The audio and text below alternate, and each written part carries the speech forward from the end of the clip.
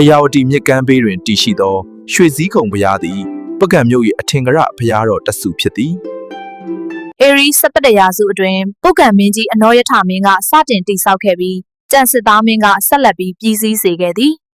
ဗုဒ္ဓဓာတ်တော်များကိုဌာပနာထားသည်ဟုယုံကြည်ကြပြီးယနေ့တိုင်ယုံကြည်သူများလာရောက်နေကြသည့်တမိုင်းဝင်ဘုရားတော်တဆူဖြစ်သည်အာနန္ဒာဘုရားသည်ပုဂံကေအနုပညာအထွတ်အထိပ်ကိုကိုးစားပြုသောဘုရားတော်ဖြစ်သည်အေရီ2025ခုနှစ်တွင်ကျန်စစ်သားမင်းကတိတ်ဆောက်ခဲ့သည်ဖျားအတွင်းတွင်လေးမျက်နာတော်ဗုဒ္ဓရုပ်ပွားတော်များတည်ရှိပြီးဘိသုကလက်ရအလှအပနှင့်ယဉ်ကျေးမှုအမွေအနှစ်ကိုပြသထားသည်ပကံ၏အထင်ကရသမိုင်းဝင်ဖျားတော်တဆူဖြစ်သည်ဓမ္မယန်ကြီးဖျားသည်ပကံမြို့၏အကျယ်အဝန်းအကြီးဆုံးဖျားတော်ဖြစ်သည်အေရီ1960ခုနှစ်ခန့်တွင်နရသူမင်းကတည်ဆောက်ခဲ့သည်